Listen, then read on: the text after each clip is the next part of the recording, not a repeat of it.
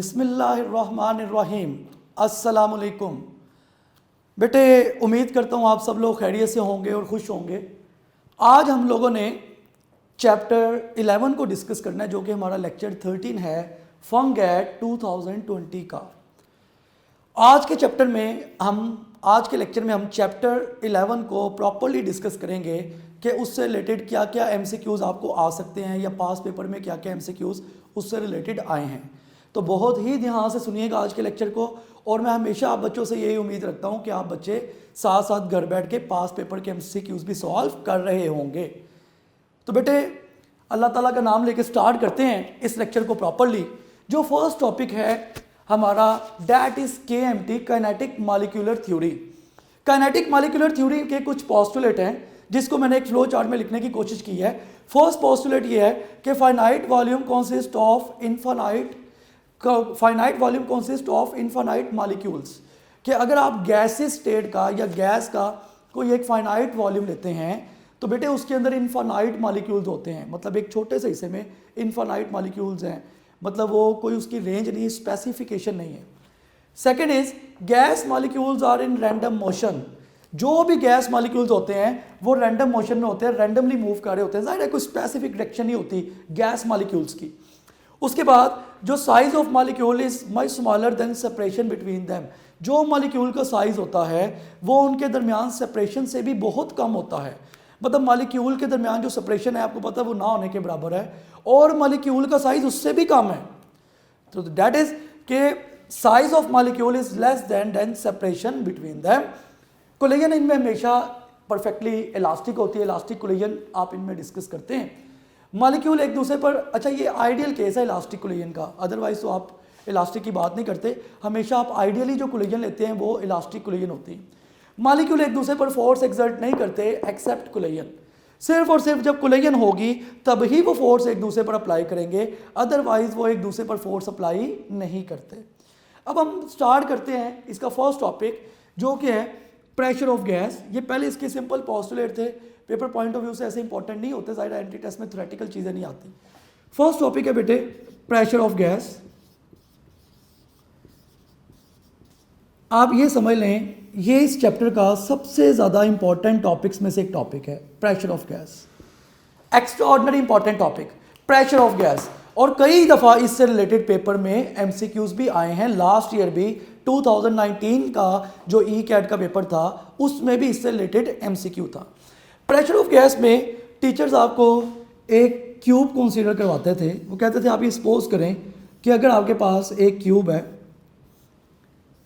और आप इसकी जो लेंथ है वो आप L कंसीडर कर लें, यहाँ से लेके यहाँ तक। डिफरेंट पॉइंट्स ले लें, एक पॉइंट आप A ले लें, एक पॉइंट आप B ले लें, यहाँ पे C point, D point, E point, random आप डिफरेंट पॉइंट्स ले लें। टीचर्स आपको ये डायग्राम में समझाते थे कि बेटा अगर आपके पास एक सिलेंडर है उसमें नंबर ऑफ पार्टिकल्स हैं जो कि रैंडमली मूव कर रहे हैं। वो जितने लेफ्ट से राइट जाते हैं उतने राइट से लेफ्ट आते हैं, रैंडमली मूव कर रहे हैं, कोई इनकी स्पेसिफिकेशन नहीं है। जो पार्टिकल्स हैं वो डिफरेंट वे में मूव कर रहे हैं। तो टीचर्स आपको ना यहाँ पे ये फर्स्ट डायग्राम बना के रैंडम मोशन के बारे में कॉन्सेप्ट देते थे कि पार्टिकल्स की जो मोशन है वो रैंडम मोशन है। अगर मैं कहता हूँ सपोज करें यहाँ पे कोई एक पार्टिकल है, ये एक पार्टिकल है, ये इस वॉल के साथ जाके टकराता है और टकरा के वापस आता है, मतलब ये टकरा के वापस आ गया। सपोज कर लें मैं एक पार्टिकल हूँ, मैं इस तरह से जाता हूँ, मैं इस वॉल से टकराता हूँ, टकराने के बाद मैं वापस इसी जगह पे आ जाता हूँ। तो अगर मुझसे पूछा जाए, मतलब मैं कहता हूँ कि कोई एक पार्टिकल है जो एक साइड से दूसरी साइड पे गया और कोलाइड करके वापस आ गया, तो इसका चेंज इन मोमेंटम कितना होगा। मैं एक एमसीक्यू से स्टार्ट करता हूँ प्रॉपरली इसको कि चेंज इन मोमेंटम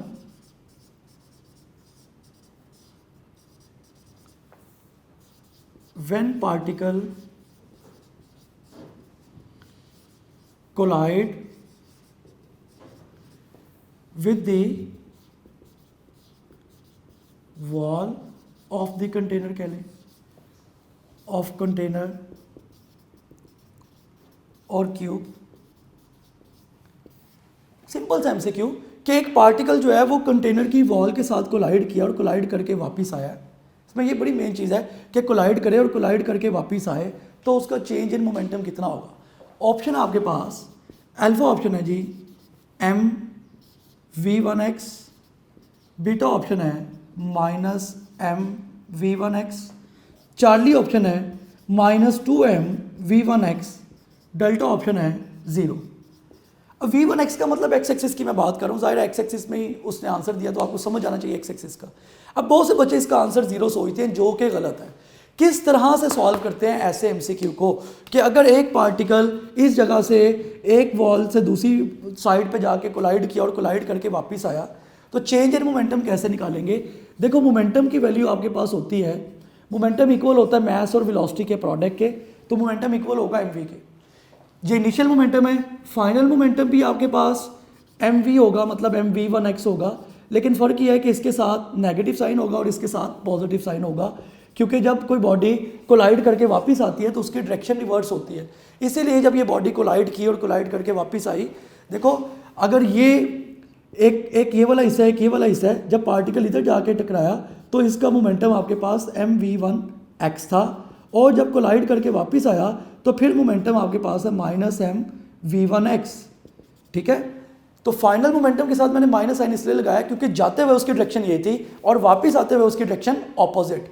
अगर मैं इसका चेंज निकालूं कि चेंज इन मोमेंटम आप किस तरह से निकालेंगे, चेंज इन मोमेंटम का फॉर्मूला होता है final momentum minus initial momentum. जब आप इसको सॉल्व करोगे तो change in momentum is equal to final momentum आपके पास minus M V one X minus M V one X. जब आप इसको सॉल्व करेंगे तो चेंज इन मोमेंटम आपके पास आ जाएगा minus two M V one X. ये आपके पास चेंज इन मोमेंटम इसका राइट ऑप्शन होगा, दैट इज चार्ली ऑप्शन। तो मैंने टॉपिक को एक सिंपल से एमसीक्यू से स्टार्ट करवाया कि पार्टिकल का दीवार पे टकराना और टकरा के वापस आना, तो उसमें चेंज इन मोमेंटम कितना होता है, तो minus two M V one X. बच्चे इसको अक्सर 0 समझते हैं, लेकिन वो ये भूल जाते हैं कि रिवर्स डायरेक्शन में साइन नेगेटिव होगा और चेंज निकालोगे वो नेगेटिव ही आएगा। उसके बाद बेटा प्रेशर की मेन इक्वेशन के ऊपर आते हैं। प्रेशर की जो मेन इक्वेशन आपके पास, वो जो आपको टीचर्स ड्राइव करवाते थे, 2/3 n nought half M V square. ये मैं डायरेक्ट इसकी क्वेश्चन लिख रहा हूं जो आपको प्रेशर ऑफ गैस में टीचर्स ड्राइव करवाते थे। P pressure, n nought number of particles पर यूनिट वॉल्यूम, इसका मतलब n नॉट, और half M V square kinetic energy. इसका मतलब अगर मैं इसको अरेंज करके लिखूं, मैं इस तरह से लिखूंगा P is equal to 2/3 n over v, और ये आपके पास आ जाएगा काइनेटिक एनर्जी मीन्स कि हाफ एम वी स्क्वायर। ये प्रेशर ऑफ गैस का एक जनरल सा फार्मूला है। ये एक ऐसा फार्मूला है जिससे रिलेटेड बहुत से एमसीक्यूज जो हैं वो पेपर में आते हैं। अब मैं आपको इसकी वेरिएशन सिखाता हूँ कि इससे रिलेटेड कितनी क्वेश्चन आप बना सकते हैं। देखो यही वाला फार्मूला मैं अगर इसको हाफ एम वी स्क्वायर की फॉर्म में लिखूँ तो वो इस तरह से है 2/3 n over v half M V square. ये प्रेशर ऑफ गैस का फार्मूला है। अब देखो v स्क्वायर को यहाँ पे आप बोलते हैं mean square velocity, mean square. अगर मैं मीन वेलोसिटी निकालता हूँ, vm का मतलब मीन वेलोसिटी, बेटे मीन वेलोसिटी किसी भी चीज़ की हमेशा 0 होती है। जैसे डिफरेंट पार्टिकल्स की वेलोसिटीज़ हैं v1 plus v2 plus v3, suppose 3 velocities हैं डिवाइडेड बाई 3, इसका आंसर हमेशा जो है वो 0 के इक्वल आएगा। ऐसा क्यों होता है, हम क्यों कहते हैं कि मीन वेलोसिटी 0 होती है? उसकी वजह ये होती है बेटे, जितने पार्टिकल लेफ्ट साइड से राइट साइड पे गए उतने ही राइट से लेफ्ट की तरफ आए, जो रिजल्टेंट है वो आंसर कितना होगा 0। जैसे मैं कहता हूँ कि मेरे पास 4 पार्टिकल्स हैं, सपोज अगर मेरे पास 4 पार्टिकल्स थे तो उनकी मैंने मीन वेलोसिटी निकालनी है, तो वो मैं किस तरह से फाइंड आउट करूँगा? 4 पार्टिकल्स की मीन वेलोसिटी आप इस तरह से निकालेंगे, ये आपके पास होगी mean velocity is equal to v1 plus v2 plus minus v3 plus minus v4 divided by 4, सारी वेलोसिटीज़ को ऐड किया, नंबर ऑफ वेलोसिटीज़ पे डिवाइड किया, इज इक्वल टू 0। अब देखो मैं नेगेटिव साइन आपको समझाने के लिए लगा रहा हूँ कि बच्चों जितने पार्टिकल लेफ्ट से राइट जाते हैं उतने ही राइट से लेफ्ट आते हैं, जो रिजल्टेंट है वो कितना होगा 0। जैसे एक पार्टिकल की जाते हुए वेलोसिटी 5 थी, वो वापस आया तब -5, तो ऐड करोगे जब प्लस करोगे तो आंसर कितना आएगा आपके पास 0 आएगा। यही एक वजह है हम कभी भी मीन वेलोसिटी लेते ही नहीं है। मीन वेलोसिटी से आंसर हमेशा 0 आएगा। प्रेशर ऑफ गैस में मीन वेलोसिटी का कोई कॉन्सेप्ट नहीं है, मीन वेलोसिटी हमेशा 0 आएगी, हमेशा 0 आती है मीन वेलोसिटी। इसी वजह से हम यहाँ पे एक टर्म यूज़ करते हैं जिसको हम कहते हैं मीन स्क्वायर वेलोसिटी, MS। इसका फ़ायदा क्या होता है? देखो, इसका मीन स्क्वायर वेलोसिटी है क्या कि जो आपने मीन लिया है उसका आप स्क्वायर ले लें। अगर मैं इसका स्क्वायर लूँगा तो इस तरह से आएगा V1 square plus V2 square, minus वाली वैल्यू का स्क्वायर लोगे ये भी प्लस हो जाएगी V3 स्क्वायर, ये भी माइनस वाली वैल्यू का स्क्वायर लोगे प्लस हो जाएगी V4 स्क्वायर डिवाइडेड बाय 4। अब इसका आंसर कभी भी 0 नहीं आएगा। जैसे -5 का स्क्वायर देखो ना, पहले 5 - 5 आंसर आ रहा है 0। अब आप -5 का स्क्वायर ले रहे हो तो -5 का स्क्वायर भी क्या हो जाता है? प्लस। यही एक वजह है कि हम कभी भी मीन वेलोसिटी को यूज़ नहीं करते थर्मोडायनामिक्स में। हमेशा हम किसको यूज़ करते हैं? मीन स्क्वायर वेलोसिटी को, क्योंकि मीन स्क्वायर वेलोसिटी में ये होता है कि इसका आंसर कभी भी 0 नहीं आता। ये नेगेटिव वैल्यूज़ को भी पॉजिटिव बना देती है, इसीलिए आप यूज़ करते हैं मीन स्क्वायर वेलोसिटी। इसकी वजह से नेगेटिव वैल्यू भी पॉजिटिव बन जाती है। तो ये पहला कॉन्सेप्ट आपको क्लियर हो कि प्रेशर ऑफ गैस में मीन वेलोसिटी यूज़ नहीं की जाती, हमेशा मीन स्क्वायर वेलोसिटी होती है या रूट मीन स्क्वायर वेलोसिटी होती है। अब देखो, मैं इसको फर्दर सिंप्लीफाई करता हूँ। मैं कहता हूँ कि वैसे ही, मतलब मैं अगर आपको फार्मूले की फर्दर वेरिएशन सिखाऊं, मैं कहता हूँ कि मेरे पास मीन स्क्वायर वेलोसिटी जो है वो ये वैल्यू है V1 square plus V2 square plus V3 square plus V4 square divided by 4। ये मेरे पास मीन स्क्वायर वेलोसिटी है। अगर मैं इसके दोनों तरफ स्क्वायर रूट ले लेता हूँ, यहाँ पे भी स्क्वायर रूट लेता हूँ, यहाँ पे भी स्क्वायर रूट लेता हूँ। अभी तक दो चीज़ हमने डिस्कस की कि मीन वेलोसिटी कभी भी आपने नहीं लेनी, क्योंकि मीन वेलोसिटी हमेशा 0 आएगी। क्यों? जितने पार्टिकल लेफ्ट से राइट उतने राइट से लेफ्ट, रिजल्टेंट 0। मीन स्क्वायर लोगे, नेगेटिव वैल्यू का स्क्वायर भी पॉजिटिव हो जाता, आंसर 0 नहीं आएगा। मीन स्क्वायर वेलोसिटी का स्क्वायर रूट ले लोगे तो ये रूट मीन स्क्वायर वेलोसिटी बन जाएगी। देखो, ये स्क्वायर रूट और ये मीन स्क्वायर वेलोसिटी, तो मीन MS का मतलब मीन स्क्वायर वेलोसिटी का स्क्वायर रूट, ये बन जाएगी root mean square velocity is equal to आपके पास आ जाएगा V1 square plus V2 square plus V3 square plus V4 square divided by 4 का बेशक स्क्वायर रूट आप 2 कर लो अगर मोस्ट सिंप्लीफाइड फॉर्म में लिखना है। ये आपके पास फार्मूला आ गया मीन स्क्वायर वेलोसिटी का। तो अभी तक हमने मीन स्क्वायर वेलोसिटी और मीन वेलोसिटी को देखा। अब प्रेशर के फार्मूला के ऊपर आओ। मेन देखो, ये फार्मूला आपको क्या शो कर रहा है? ये वाला फार्मूला, ये फार्मूला बता रहा है pressure is directly proportional to V square. इसका मतलब पहला फार्मूला हम ये सीख रहे हैं कि प्रेशर V स्क्वायर के डायरेक्टली प्रोपोर्शनल, वेलोसिटी के स्क्वायर के डायरेक्टली प्रोपोर्शनल। वेलोसिटी का स्क्वायर कह लो या मीन स्क्वायर कह लो, दोनों का एक ही मतलब है। मैं यहाँ से कह सकता हूँ pressure is directly proportional to mean square velocity. अगर मैं कभी इसकी रेशो बनाऊंगा तो इस तरह से रेशो इसकी बनेगी P1/P2 is equal to mean square velocity 1 over mean square velocity 2। ये मेरे पास प्रेशर का रिलेशन आ गया विद मीन स्क्वायर वेलोसिटी।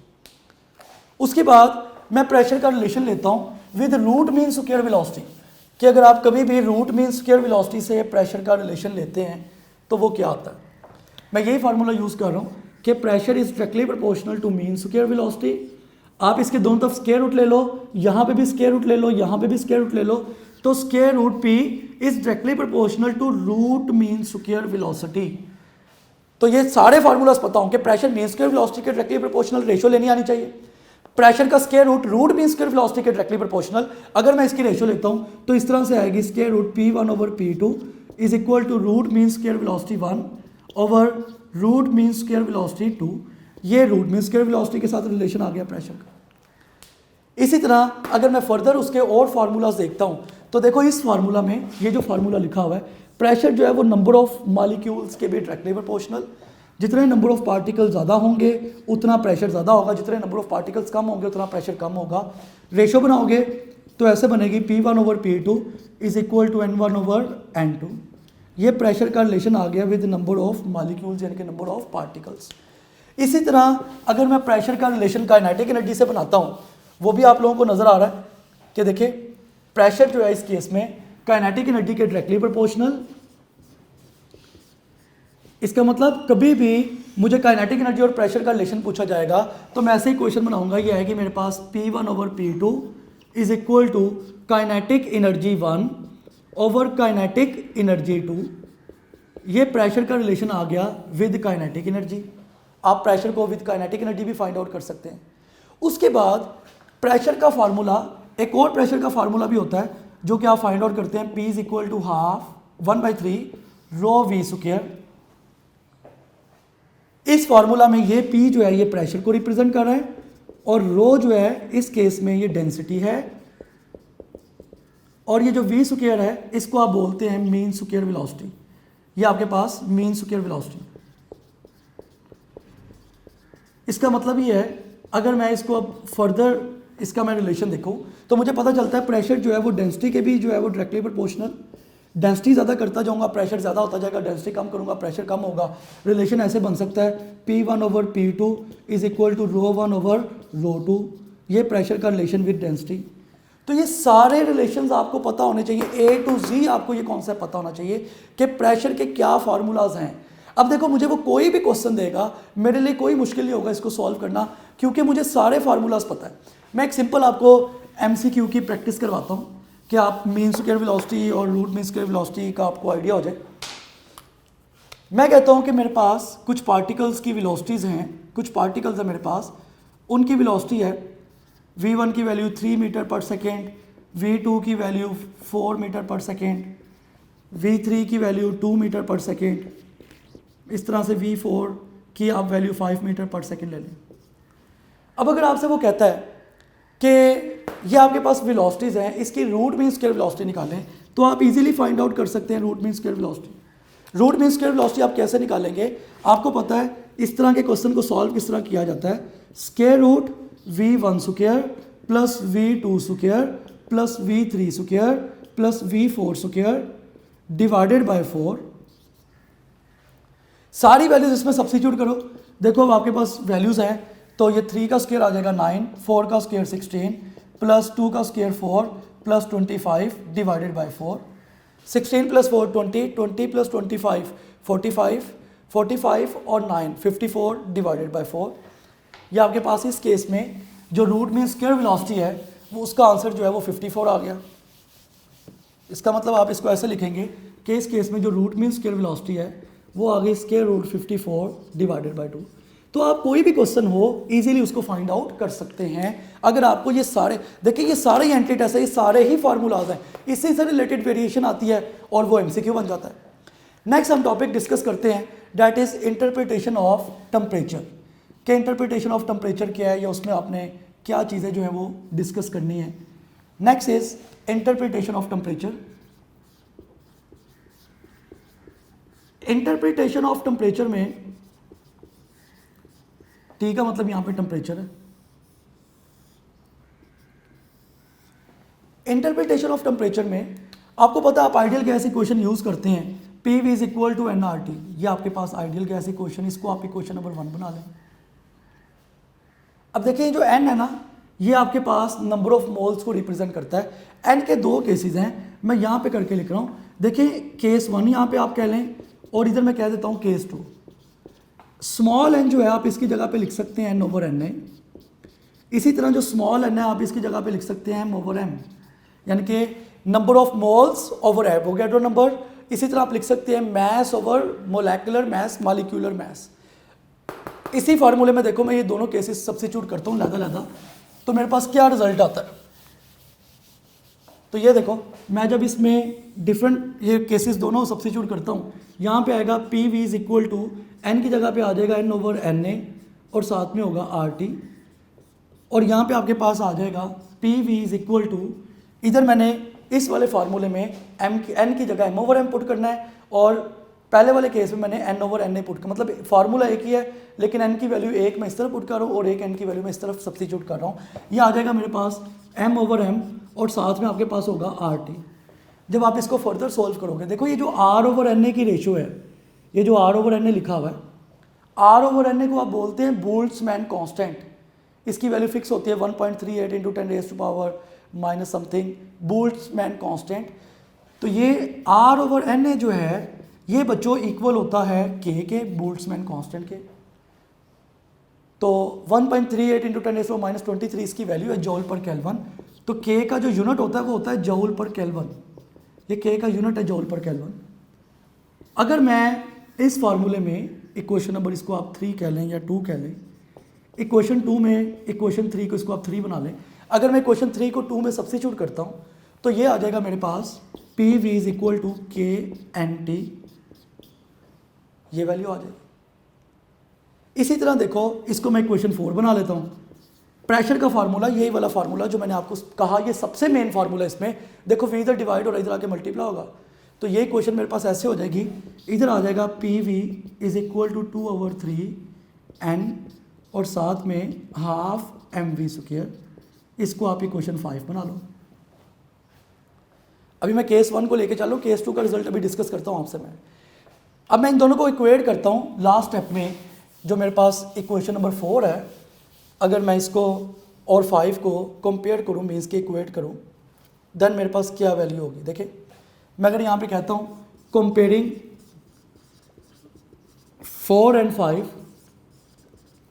अगर मैं इन दोनों को कंपेयर करूँ तो लेफ्ट हैंड साइड के इक्वल राइट हैंड साइड के इक्वल, ये आपके पास आ जाएगा KNT is equal to 2/3n और यहाँ पे आपके पास वैल्यू होगी हाफ mv²। इसका मतलब ये है कि जब आप इसको फर्दर सॉल्व करते हैं तो यहाँ से आप ये रिजल्ट ड्राइव करते हैं। यहाँ पे देखें, ये n जो है इस n से कैंसिल आउट हो जाएगा और आपके पास इस केस में जो टेम्परेचर है उसकी ये वैल्यू आ जाएगी 2/3 के इधर मल्टीप्लाई और इधर आके डिवाइड और हाफ mv²। यहाँ से आपने एक और चीज़ सीख ली, यहाँ से आपको ये पता चला कि टेम्परेचर जो है वो काइनेटिक एनर्जी के डायरेक्टली प्रोपोर्शनल। इसका मतलब अगर मैं कभी भी रेशो लूँगा तो इस तरह से आएगी T1/T2 is equal to kinetic energy 1 over kinetic energy 2। Temperature जो है वो काइनेटिक एनर्जी के डायरेक्टली प्रोपोर्शनल आ गया। तो ये फार्मूला भी यूज़ किया जा सकता है इस तरह के। अगर MCQ आएंगे तो आप यही फार्मूला यूज़ करेंगे। अगर देखो, मैं यहाँ पे गौर करूँ ज़रा इस चीज़ को कि मैं यहाँ पे काइनेटिक एनर्जी को रहने दूँ, तो काइनेटिक एनर्जी मेरे पास किसके इक्वल आ जाएगी। ये 2 इधर डिवाइड हो रहा है, 2/3, ये 3 के जो इधर डिवाइड हो रहा है इधर आके मल्टीप्लाई होगा, तो ये आ जाएगी मेरे पास वैल्यू 3kT डिवाइडेड बाई 2। ये काइनेटिक एनर्जी का फार्मूला आ गया मेरे पास। इसका मतलब ये भी है कि अगर इस फार्मूले में से देखो, ये मैंने काइनेटिक एनर्जी का फार्मूला निकाल लिया 3kT डिवाइडेड बाई 2। अगर इसी फार्मूले में से मैं v² की वैल्यू निकालता हूँ, गौर कीजिएगा, ये सारे ही MCQs हैं एंट्री टेस्ट के, A to Z सारे के सारे MCQ हैं। अगर मैं इस फार्मूले में से v² की वैल्यू निकालता हूँ तो मेरे पास क्या निकलेगी वैल्यू। देखो, ये v² की वैल्यू मेरे पास आएगी, अगर मैं v² की वैल्यू फाइंड आउट करता हूँ 3kT/m, ये वैल्यू आएगी मेरे पास। v² का मतलब मीन स्क्वायर वेलोसिटी, मैं दोनों तरफ स्क्वायर रूट लेता हूँ तो ये आ जाएगा मेरे पास root mean square velocity is equal to square root 3kT/m। ये एक नया फार्मूला आ गया मेरे पास। यहाँ पे सबसे मेन इसका कंक्लूजन क्या है इस फार्मूले का, ये मैं इधर करके लिखता हूँ। इस फार्मूले का मेन कंक्लूजन ये है कि root mean square velocity mass के इन्वर्सली प्रोपोर्शनल होती है, मीन्स के स्मॉल m के। मैं यहाँ पे ऐसा लिख सकता हूँ कि RMS वैल्यू जो है ये इन्वर्सली प्रोपोर्शनल है मैस के। RMS value is inversely proportional to square root of mass, mass के स्क्वायर रूट के इन्वर्सली प्रोपोर्शनल। ये बड़ा मेन रिलेशन है। इसका मतलब यहाँ पे मैं एक MCQ डिस्कस करता हूँ। मैं कहता हूँ अगर आपके पास ये डिफरेंट गैसेज हैं, एक आपके पास ऑक्सीजन है, एक आपके पास हाइड्रोजन है, एक आपके पास नाइट्रोजन है, डिफरेंट गैसेज हैं। मैं कहता हूँ कि बताएं RMS वैल्यू मैक्सिमम किसके लिए होगी, मैक्सिमम किसके लिए होगी। तो इस तरह के क्वेश्चन को कैसे चेक करते हैं, जिसका मैस जितना कम होगा उसकी RMS वैल्यू उतनी ज़्यादा होगी। देखो, इन सब में सबसे कम मैस किसका है, जो M है, वो जाहिर सी बात है हाइड्रोजन का। तो आप फ़ौरन ही समझ आएंगे इस फार्मूले को अपने माइंड में लाके कि जिसका सबसे कम मैस है वो हाइड्रोजन का है, तो हाइड्रोजन की RMS वैल्यू जो है वो मैक्सिमम होगी। तो इस तरह के भी क्वेश्चन आते हैं पेपर में, ये आपके सामने ही है जो मैंने सारे फार्मूलाज लिखे हुए। उसके बाद देखो कि जो केस 2 था उसमें मैंने कहा PV = nRT में आपने n की जगह पे m/m सब्स्टिट्यूट करना है। जब आप n की जगह पे m/m सब्स्टिट्यूट करते हैं तो ये आपके पास वैल्यू आ गई m/m RT। अब देखो, ये m इधर डिवाइड और इधर आके मल्टीप्लाई होगा, ये आपके पास आ जाएगा PM = m/v RT। यहाँ पे आप कह सकते हैं ये आ गया PM = ρRT। ये भी एक ही क्वेश्चन आपके पास। इसका मतलब कभी आपको कोई ऐसी क्वेश्चन दी जाए जिसमें आपसे पूछे कि बताएं कौन सी क्वेश्चन सही है। अगर आपसे पूछा जाए कि बताएं इनमें से कौन से वाली क्वेश्चन सही है, तो आपको इस फार्मूले के मुताबिक जो है ना वो रिलेशन बनाना आना चाहिए। जैसे सपोज मैं यहाँ पे एक MCQ डिस्कस करता हूँ कि आप लोग बताएं इनमें से कौन सी क्वेश्चन ठीक है। एक सिंपल सा MCQ कि विच इक्वेशन इज करेक्ट, इनमें से कौन से वाली क्वेश्चन सही है।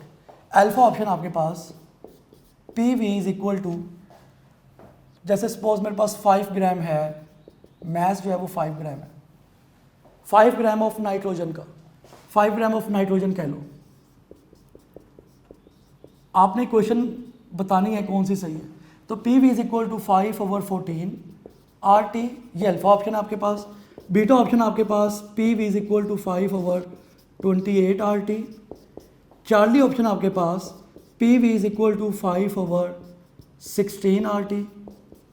और डेल्टा ऑप्शन आपके पास PV is equal to 5/32 RT। अगर ये क्वेश्चन आया है पेपर में, सपोज आपने चेक करना है, आप कैसे चेक करेंगे। देखिए वो कह रहे हैं 5 ग्राम ऑफ नाइट्रोजन। मुझे पता है कि क्वेश्चन ये होनी चाहिए कि मैस को डिवाइड करना आपने उसके मोलेकुलर मैस के ऊपर।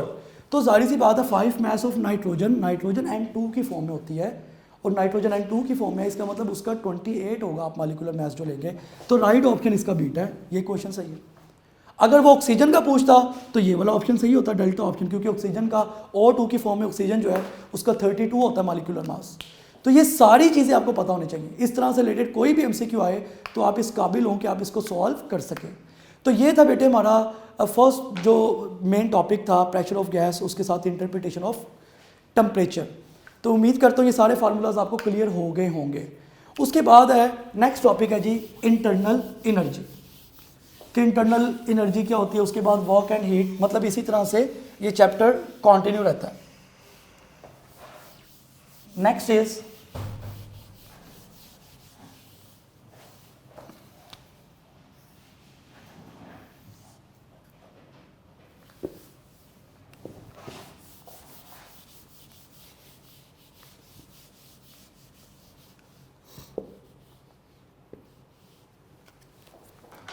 नेक्स्ट टॉपिक जो है ना वो है इंटरनल एनर्जी।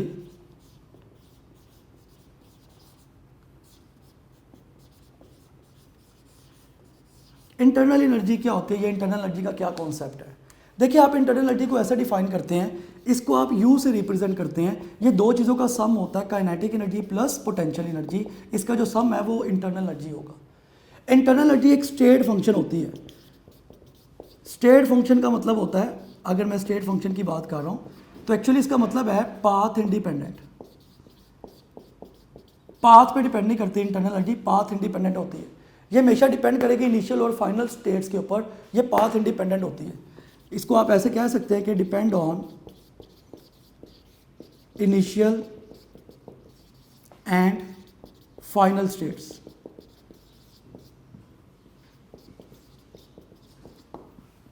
तो इंटरनल एनर्जी हमेशा याद रखिए स्टेट फंक्शन है, पाथ पे डिपेंड नहीं करती। जैसे मैं आपको एक सिंपल सा MCQ में यहाँ पे डिस्कस करता हूँ। मैं कहता हूँ कि सपोज करें ये आपको जो है ना 4 डायग्राम्स दी हुई हैं। एक आपके पास ये डायग्राम है, एक आपके पास ये डायग्राम है, इसी तरह से एक आपके पास ये डायग्राम है। रैंडम है, इसकी वैल्यूज ले लेता हूँ। मैं कहता हूँ ये 5 है, ये 10 है, इस तरह से ये भी 10 है, ये आपके पास 0 वैल्यू है, ये 10 है, ये 15 है, ठीक है। इसी तरह से ये आपके पास इसका रेडियस जो है वो 5 है।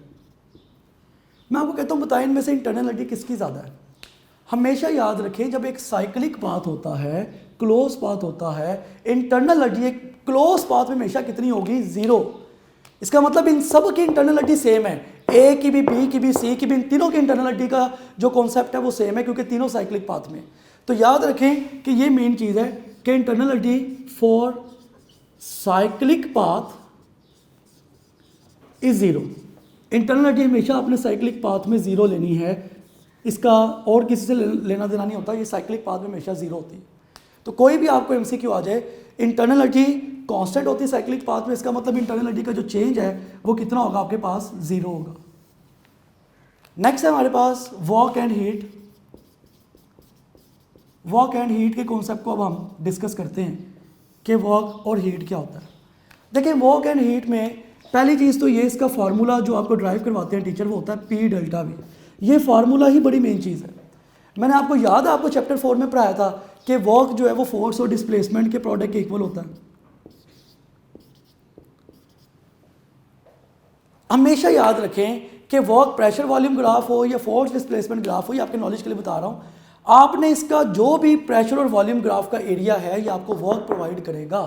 कभी भी आपको ऐसा एमसीक्यू आया है, आपने इसका एरिया ले लेना है, आपने प्रेशर और वॉल्यूम के जो ग्राफ है उसका आप एरिया फाइंड आउट करेंगे तो आपके पास वर्क डन आएगा। इसका मतलब ये है कि मैं इस तरह से कह सकता हूँ कि इस केस में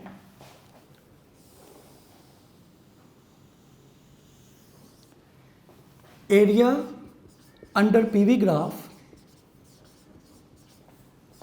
जो भी पीवी ग्राफ का एरिया है ये आपको क्या प्रोवाइड करता है, वर्क डन। जो भी प्रेशर और वॉल्यूम ग्राफ का एरिया होगा वो आपको वर्क डन प्रोवाइड करेगा। कभी आपको ऐसा एमसीक्यू आ जाए उसने प्रेशर वॉल्यूम ग्राफ दिया हुआ है, आपने उसका एरिया लेना और आपके पास वर्क डन आ जाएगा। जैसे मैं एक एमसीक्यू यहाँ पे डिस्कस करता हूँ।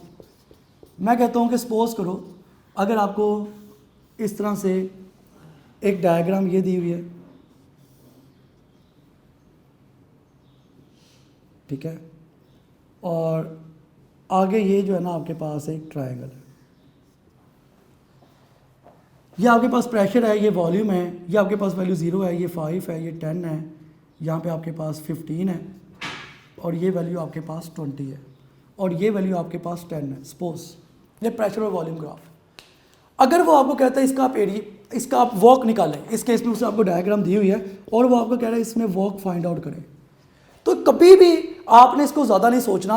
प्रेशर और वॉल्यूम ग्राफ हो उसका एरिया ले लो तब भी वर्क डन आ जाएगा, फोर्स और डिस्प्लेसमेंट ग्राफ हो उसका एरिया ले लो तब भी वर्क डन आ जाएगा। इवन के फोर्स और एक्सटेंशन ग्राफ जो आपने चैप्टर 17 में पढ़ना है, फोर्स एक्सटेंशन ग्राफ का भी आप एरिया लेते हैं तब भी आपके पास क्या आता है, वर्क डन।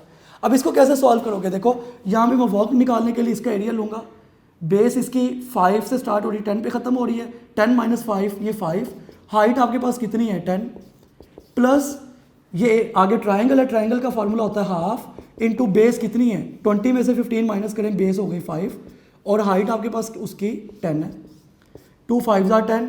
इसका मतलब ये आगे आपके पास 50 + 25, ये आंसर आपके पास 75 जूल्स में आंसर आ जाएगा।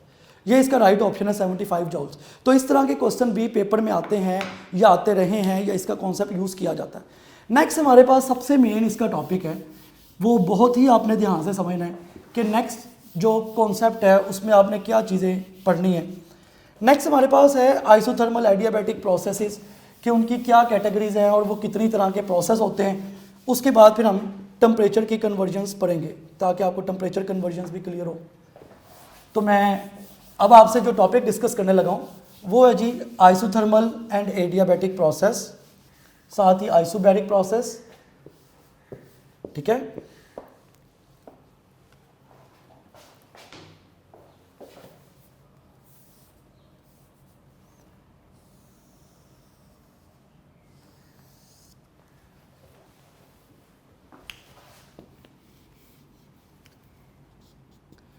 बेटे 4 तरह के टोटल प्रोसेस हैं, बुक में उसने 2 तरह के लिखे हुए हैं लेकिन एक्चुअली 4 तरह के होते हैं। पहला जो यहाँ पे प्रोसेस है उसको मैं कह रहा हूँ आइसोबैरिक प्रोसेस। सेकेंड प्रोसेस मैं यहाँ पे लिख रहा हूँ that is isothermal process. Third जो आपके पास है उसको आप कहते हैं एडियाबैटिक प्रोसेस।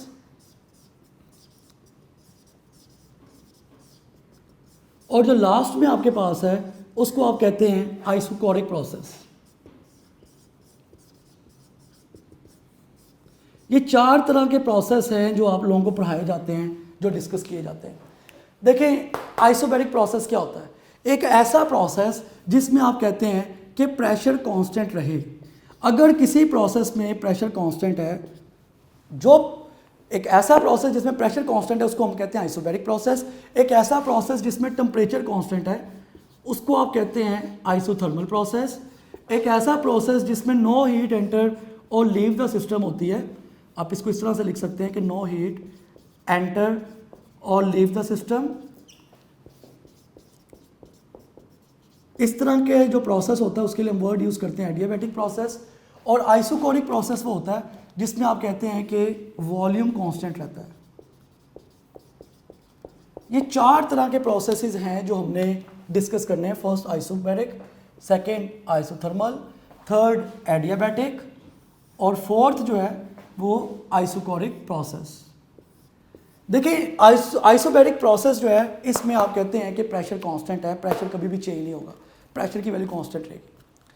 इसमें टेम्परेचर कांस्टेंट, इसमें नो हीट एंटर और लीव द सिस्टम, उसमें वॉल्यूम कांस्टेंट। अब देखो मैं first law of thermodynamics use करता हूँ, जो कि आप सब बच्चों को मुझे बताने की ज़रूरत नहीं, आपको पहले ही पता होगा कि फर्स्ट लॉ ऑफ थर्मोडायनामिक्स ये बताता है कि किसी सिस्टम में जब हम हीट ऐड करते हैं तो उसकी वजह से उसकी इंटरनल इंक्रीज हो जाती है, प्लस सिस्टम में वर्क करने की एबिलिटी आ जाती है। मैंने किसी सिस्टम में हीट को ऐड किया, 2 काम हुए, इंटरनल ज़्यादा हो गई, वर्क ज़्यादा हो गया। इसका मतलब मैं इसको ऐसे भी लिख सकता हूँ कि Q is equal to delta U plus W जो है वो इक्वल होता है P डेल्टा V के। ये मेरे पास इक्वेशन है आइसोबैरिक प्रोसेस की। इसी तरह अगर मैं इस इक्वेशन को लिखूँ आइसोथर्मल प्रोसेस में टेम्परेचर कांस्टेंट, तो देखो अगेन वही first law of thermodynamics, Q is equal to delta U plus W। आप बच्चों को पता है कि टेम्परेचर हमेशा इंटरनल एनर्जी के डायरेक्टली प्रोपोर्शनल होता है। चूँकि इसमें टेम्परेचर कांस्टेंट है, अगर मैं कहता हूँ कि टेम्परेचर कांस्टेंट है तो जाहिर सी बात है कि जो इंटरनल एनर्जी का चेंज है वो ज़ीरो होगा, क्योंकि टेम्परेचर कांस्टेंट का मतलब internal energy constant. Temperature constant है तो इंटरनल एनर्जी कांस्टेंट है, तो इंटरनल एनर्जी का चेंज कितना आपके पास, ज़ीरो। जब मैं इधर ज़ीरो लगाता हूँ तो ये क्वेश्चन बन जाती है Q is equal to W। इसी तरह नो हीट एंटर और लीव द सिस्टम पे जब मैं अप्लाई करता हूँ Q is equal to delta U plus W, Q की जगह मैं जीरो लिखूंगा, ये आ जाएगा 0 is equal to delta U plus W। आप इसको फर्दर सिंप्लीफाइड फॉर्म में लिखेंगे तो मैं दरमियान में लाइन लगा रहा हूँ, आप इसको ऐसे भी लिख सकते हैं W is equal to minus delta U, या आप लिख सकते हो minus W is equal to delta U। ये दोनों फॉर्म्स हैं जो इसकी लिखी जा सकती हैं। मैथमेटिक्स की लैंग्वेज में ये शायद दोनों ही सेम हो, लेकिन फिजिक्स में ज़मीन आसमान का फ़र्क है इन दोनों इक्वेशंस में। ये वाली जो इक्वेशन है जिसमें वर्क पॉजिटिव है, इंटरनल एनर्जी नेगेटिव है, इसको हम बोलते हैं एडियाबैटिक एक्सपेंशन। ये आपने याद रखना हमेशा, जब भी एडियाबैटिक एक्सपेंशन होगी वर्क पॉजिटिव होगा, इंटरनल एनर्जी का जो चेंज है वो नेगेटिव होगा, ये याद रखें। उसने वर्ड यूज़ किया एडियाबैटिक एक्सपेंशन तो वर्क पॉजिटिव और इंटरनल एनर्जी का चेंज क्या होगा, नेगेटिव। अब मैं इस पे आ जाता हूँ, ये वाली जो इक्वेशन है इसके लिए आप वर्ड यूज़ करते हैं एडियाबैटिक कंप्रेशन। एडियाबैटिक कंप्रेशन में आपको नजर आ रहा है कि इंटरनल एनर्जी पॉजिटिव और वर्क जो है वो नेगेटिव। मतलब अगर कभी भी मुझे ऐसा एमसीक्यू आए कि वो कहे कि इंटरनल एनर्जी का चेंज आपके पास इतना है तो एडियाबैटिक एक्सपेंशन है, तो बताओ वर्क कितना होगा।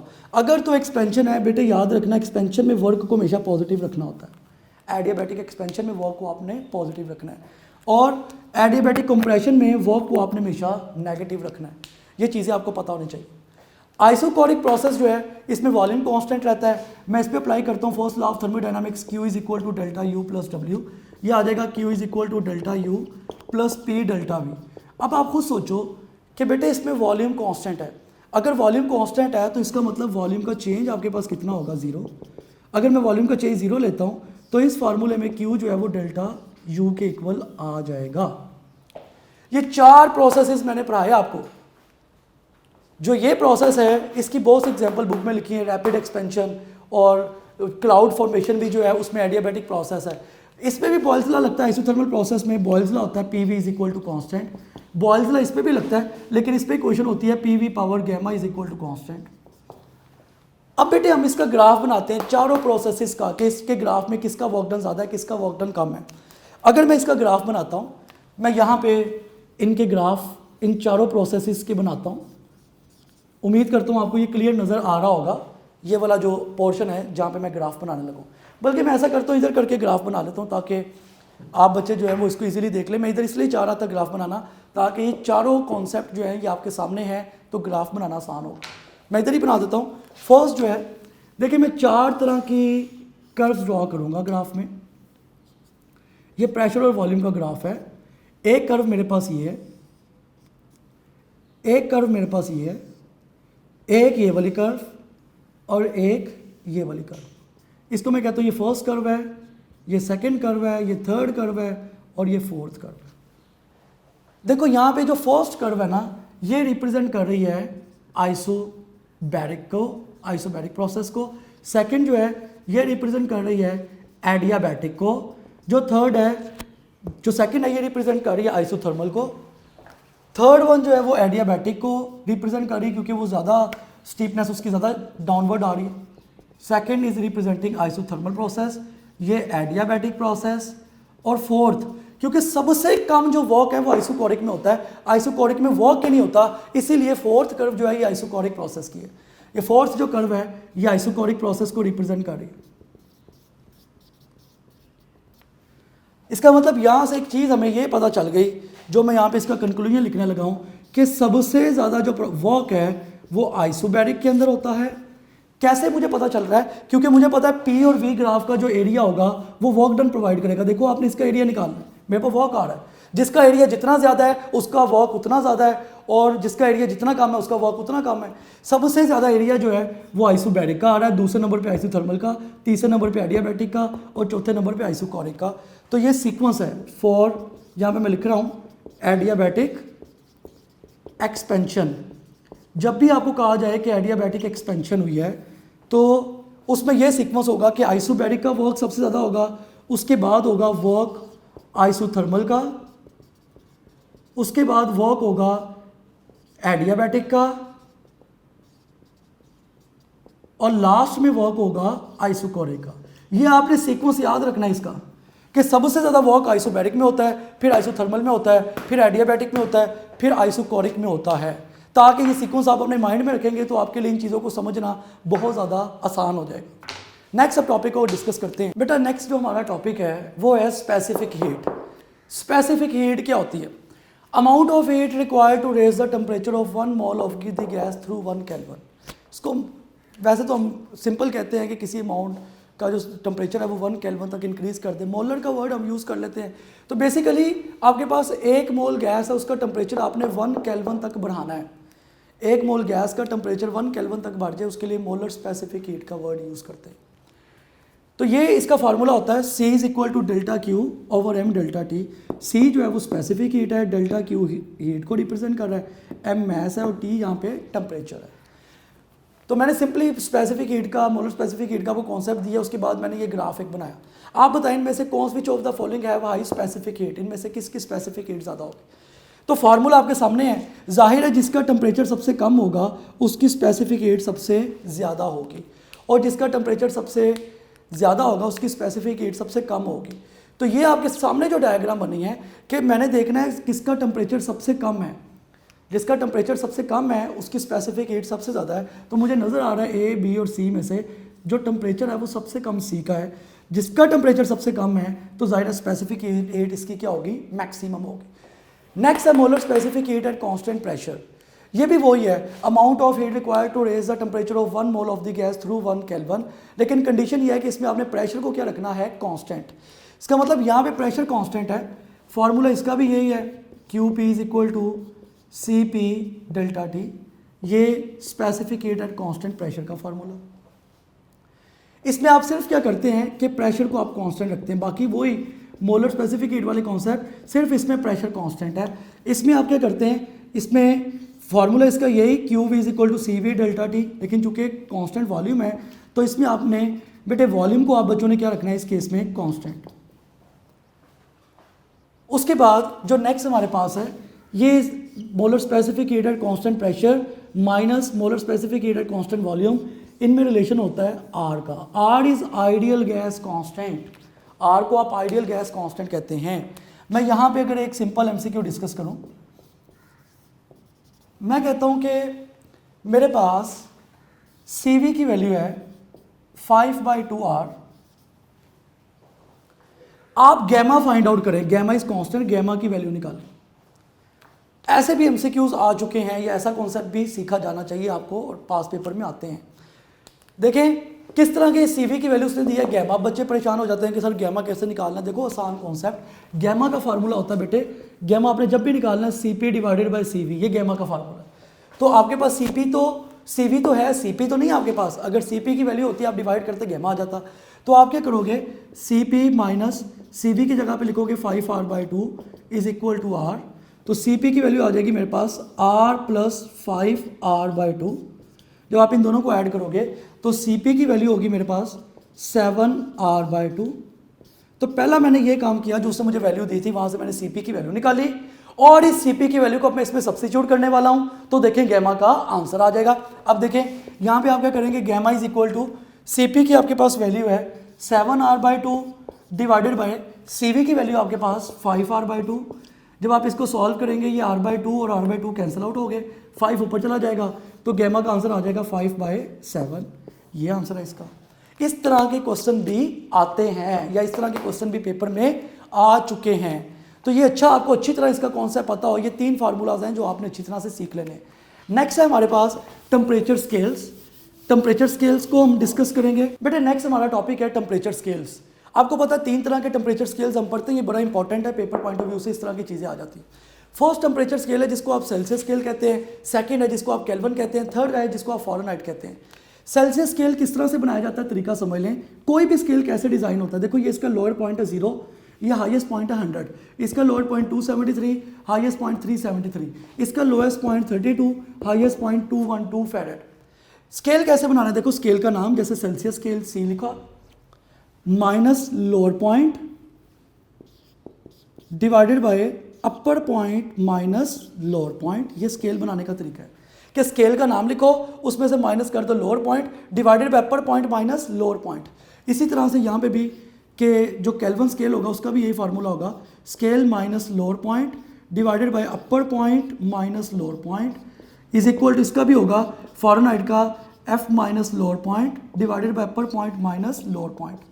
जस्ट आपने वैल्यूज लगानी है। देखो C माइनस लोअर पॉइंट आपके पास कितना है 0 डिवाइडेड बाय ऊपर आपके पास है 100 माइनस 0 इज इक्वल टू, जब आप इसको सॉल्व करोगे स्केल का नाम के lower point 273 divided by 373 minus 273 is equal to Fahrenheit में स्केल यानी कि Fahrenheit F minus lower point है 32 divided by upper point minus lower point यानी कि 212 माइनस 32।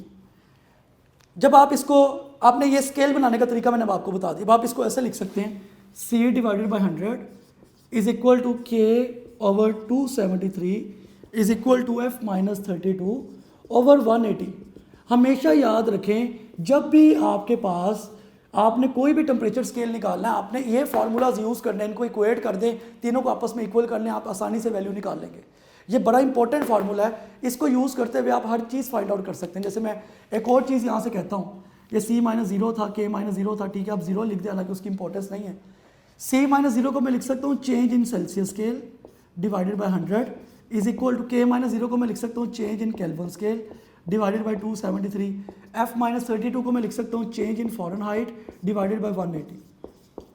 जब आप ये इस पर गौर करें, ये जो आपके पास वैल्यूज़ आ गई हैं, इधर भी 100 है, सॉरी ये आपके पास क्योंकि 373 में से 273 जाता है तो 100 आता है, यहाँ पे भी 100।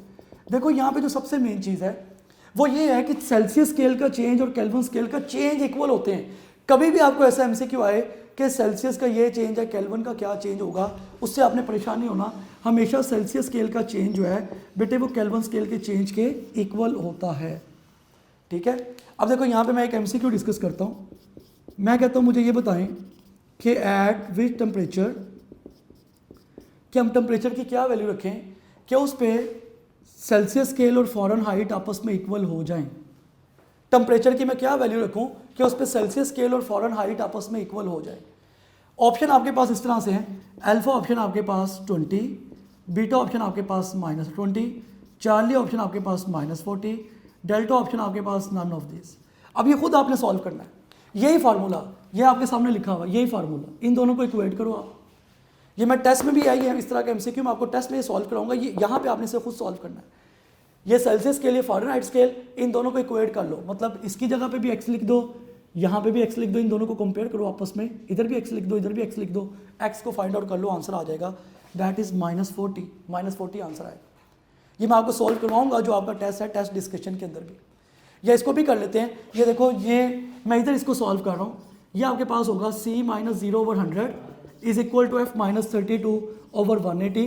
जब आपने सी की जगह पे एक्स लिखना है, ये आ जाएगा x over 100 is equal to x minus 32 over 180। Solve करोगे ये 0 0 से cancel out, 2 5 are 10, 2 9 are 18। Cross multiply कराएं, 9x is equal to 5x minus 160, 4x is equal to minus 160, x की वैल्यू निकाल लो माइनस 40 आएगी। तो ये मैंने आपको यहाँ पे सॉल्व करवा दिया। देखो इसका जो राइट ऑप्शन है वो चार लिया है। नेक्स्ट जो हमारे पास लास्ट टॉपिक है जिसके कुछ पॉइंट्स मेन और फार्मूला है जिसमें पेपर में एमसीक्यू आते हैं, that is Carnot engine. Carnot engine क्या होता है? कार्नट इंजन जो है वो 4 स्टेप इंजन है। आप सब बच्चों ने, आपको पता, आपने बुक में पढ़ा है। पहला स्टेप है इसका आइसोथर्मल एक्सपेंशन, दूसरा एडियाबैटिक एक्सपेंशन, तीसरा आइसोथर्मल कंप्रेशन, फोर्थ है एडियाबैटिक कंप्रेशन। ये 4 स्टेप डिपेंडेंट प्रोसेस है। 4 स्टेप्स के ऊपर कंसिस्ट करता है, डिपेंड करता है। ये इसका फार्मूला एफिशिएंसी निकालने का 1 minus T2 over T1 multiply by 100। इसको T1 का मतलब होता है सोर्स, हमेशा सोर्स की वैल्यू ज़्यादा होती है, और T2 को आप बोलते हैं सिंक, इसकी वैल्यू हमेशा कम होती है। इस फार्मूले को आप ऐसे भी लिख सकते हो, efficiency is equal to 1 minus Q2 over Q1 multiply by 100, ऐसे भी लिख सकते हैं आप। ये इसके दो, या इस तरह भी आप लिख सकते हो कि Q1 over Q2 is equal to T1 over T2, ये भी फार्मूला आप यूज़ कर सकते हैं। तो ये जो फार्मूलाज हैं ये आपने अच्छी तरह से इसके याद कर लेने हैं ताकि आपको किसी भी तरह का क्वेश्चन आए तो आप उसको सॉल्व कर लें। जैसे मैं आपको सिंपली यहाँ पे एक प्रैक्टिस करवाता हूँ। मैं कहता हूँ कि आपके पास जो T1 है ये है 40 केल्विन और T2 है आपके पास 20 केल्विन। बताओ एफिशिएंसी क्या आएगी कार्नट इंजन। जस्ट इसमें वैल्यूज लगा दो, 1 minus T2 over T1 multiply by 100। तो देखो ये एक स्टेप में सॉल्व हो जाएगा। आपने जस्ट यहाँ पे करना है, ये आपके पास वैल्यू होगी efficiency is equal to 1 minus T2 over T1 multiply by 100। आपने वैल्यूज लगानी है, ये आपके पास आएगा efficiency is equal to 1 minus T2 की आपके पास जो वैल्यू है वो आपको गिवन है 20, T1 की वैल्यू है 40 केल्विन मल्टीप्लाई बाय 100। सॉल्व करेंगे आप, ये से कैंसिल आउट हो जाएगा, तो एफिशिएंसी आ जाएगी 1 माइनस 1/2 मल्टीप्लाई बाय 100। इसका मतलब ये आपके पास आ गई 50%। तो इस तरह के क्वेश्चंस भी आते हैं पेपर में। ये बेटे आज का हमारा चैप्टर था, जो आज हमने चैप्टर 11 को डिस्कस किया, जो कि हमारा चैप्टर 13, जो लेक्चर हमारा 13 था। जो इससे बाकी पॉइंट्स है ना, ट्रिपल पॉइंट ऑफ वाटर जिसमें तीनों स्टेट एग्जिस्ट करती हैं, या एंट्रोपी की डेफिनेशंस वगैरह, वो देख लीजिएगा। सारी की सारी इंपॉर्टेंट चीज़ें 100% जो इंपॉर्टेंट हैं, जो पेपर में आती हैं, जो बहुत ही मेन चीज़ें हैं, वो एक एक चीज़ इंक्लूडिंग टेम्परेचर स्केल और स्पेसिफिक हीट, मैंने आपको सारी चीज़ें इसकी करवा दी हैं। उम्मीद करता हूँ आप बच्चे इसकी प्रैक्टिस करेंगे और बहुत ही अच्छी तरह पास पेपर के एमसीक्यूज भी सॉल्व करेंगे। अपना ख्याल रखिएगा, नेक्स्ट लेक्चर में मुलाकात होगी। अल्लाह हाफिज़।